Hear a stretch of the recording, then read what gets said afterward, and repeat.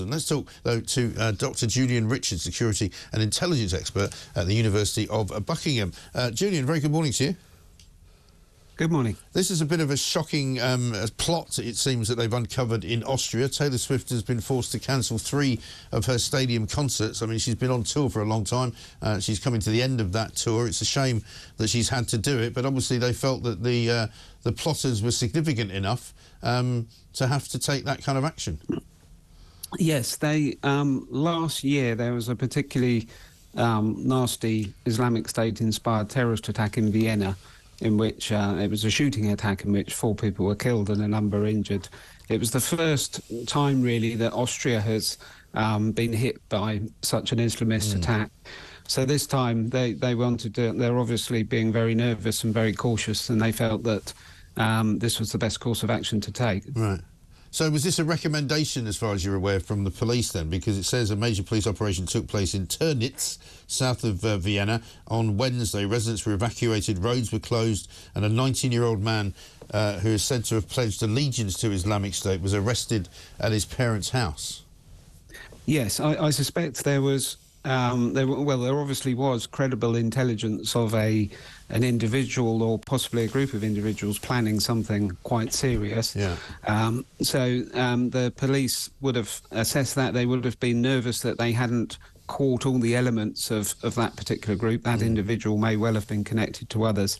So they would have heavily lent on the organisers of the concerts, who, you know, in all things being equal, really wouldn't have wanted to cancel these concerts, because this is, you know, millions of pounds of lost revenues, but they would have been heavily encouraged to do so. Absolutely right. And they arrested another person in Vienna, and a third person who was only 17 was also arrested, and they're looking supposedly for 2 other suspects. So, I mean, as terror cells go, that's quite a big cell, isn't it? 5 people.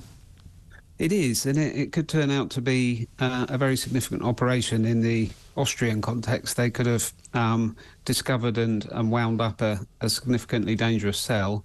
Obviously, in the coming days, there always are loose ends and further intelligence leads that have to be followed days and weeks after these things, but it could be quite a significant turn-up. Right. Yeah. And they seem to have found some chemicals. I'm not quite sure where they found those, but at one of the addresses, presumably. And they suspect it was a plan to commit some kind of suicide attack, a bit like the Manchester Arena.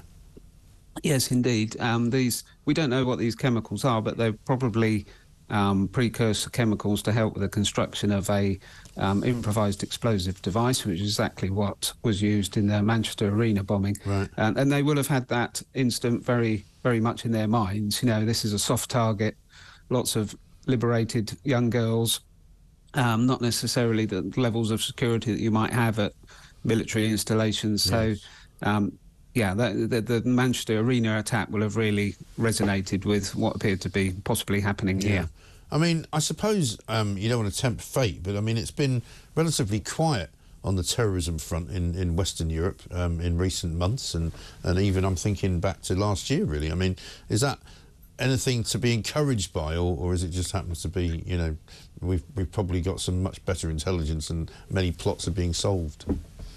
Well, it's a combination of things. I mean, of course, it's a good thing that you know that we haven't had a major attack for a while.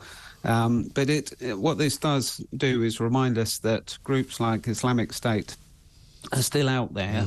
They have a very long-term, sort of millennium-long plan to achieve their aims. Even though they lost territory in the Syrian war and were virtually extinguished, they're still very much an ideological force, and they could strike or inspire somebody to strike at any moment, really. So it reminds us that we have to be constantly vigilant, really. Absolutely right.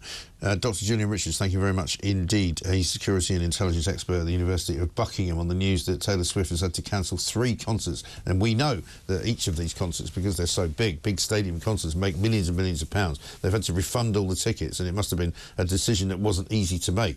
But a very credible plot.